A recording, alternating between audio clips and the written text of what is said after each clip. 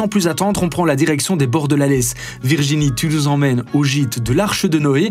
Et si j'ai bien compris, c'est l'heure de l'apéro pour tous leurs animaux. Et vu le nombre, eh bien ça risque de prendre un certain temps. Bonjour Marie. Bonjour Virginie. Bonjour Raph. Bonjour. Alors je suis ravie de découvrir votre petit coin de paradis. On est ici près de Dinan, en bord de l'Est, dans un cadre enchanteur. Ce sont les gîtes de l'Arche de Noé. Voilà, c'est ça. Qu'est-ce qui se passe ici concrètement? Alors, je suis gestionnaire de gîtes, donc on a 3 gîtes et une tiny house. Et en plus, par amour des animaux, on a recueilli des animaux. Oui, je vois qu'il y a toute une ménagerie là derrière. Vous avez quoi par exemple? Alors, on a 2 ânes, on a un cochon, on a 2 émeus, on a plusieurs oies, des canards, des poules et une dinde. D'accord. Et là, vous vous apprêtez à les nourrir, c'est ça? Exactement. Ah. Alors donc ici on a Javotte, notre vieille ânesse. Donc on commence toujours par nourrir les ânes, parce que c'est le plus gourmand, il y a un peu une espèce de hiérarchie. Donc il y a Javotte, il y a Gonzague, et puis après moi je nourris les émeus.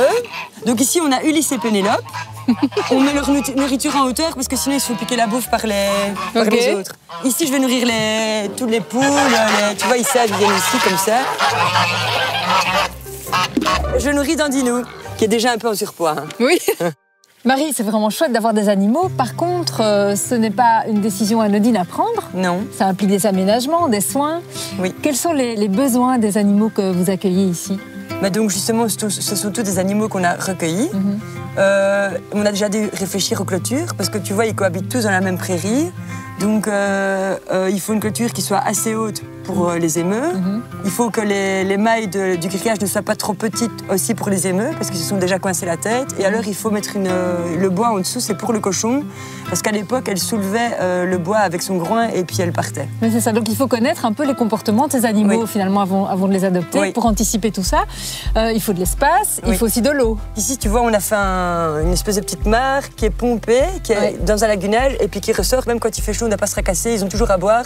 Et en fait, les oies et les canards adorent se baigner. Donc quand tu prends des oies ou des canards, tu dois d'office avoir un plan d'eau. D'accord. Il faut nourrir tous les jours, donc ça implique aussi d'être présent au quotidien. Oui, c'est sûr que nous, quand on part en vacances, c'est compliqué. Il faut d'office quelqu'un qui vienne garder la maison, qui vienne s'occuper des animaux. Il y a le vétérinaire aussi. Le vétérinaire qui vient régulièrement pour les vaccins, qui vient voir si tout le monde va bien. Les ânes, il faut leur faire leurs pieds. Donc le maréchal Ferrand vient tous les 3 mois, je pense, plus ou moins, pour leur faire un peu en fonction des besoins. Pareil pour le cochon.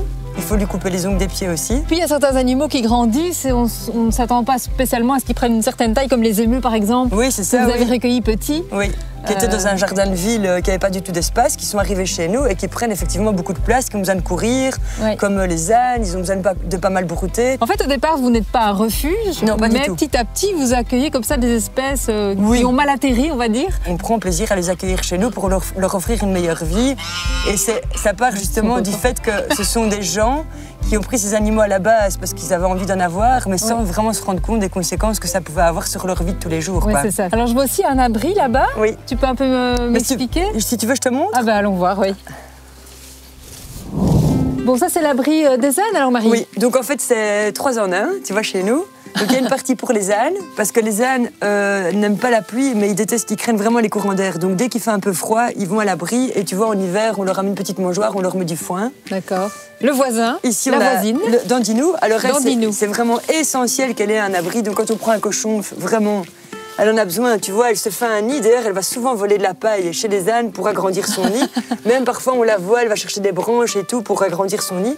Et donc, elle, dès qu'il fait un peu froid, tu la vois plus. Elle se met là et alors parfois, elle s'enfuit vraiment en dessous de la paille. D'accord. Et puis alors, tu as les poules, mais il faut rentrer par là.